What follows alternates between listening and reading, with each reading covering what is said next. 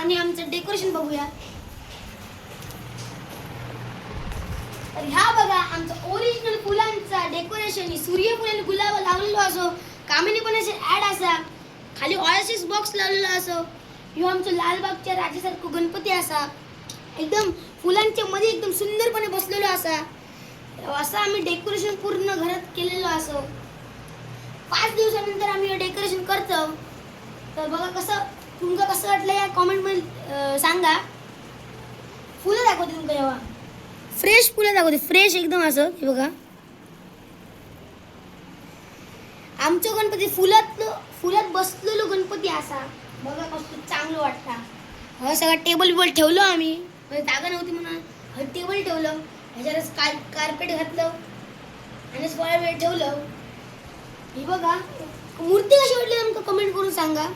Sir तुम्हाला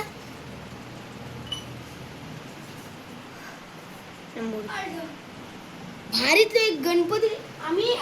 पहिले आम्ही गुरव असत, सोनू गुरव त्यांच्याकडे देतो. आता आमच्या बाजूकच गणपती मूर्तिकार असत पिंपळाच्या बाजूकच. तर कसं वाटलं, एवढं आवडलं असेल तर लाईक, सबस्क्राईब आणि शेअर करा. मी दुसऱ्या व्लॉगमध्ये तुमका भेटतोय. जय हिंद, जय महाराष्ट्र.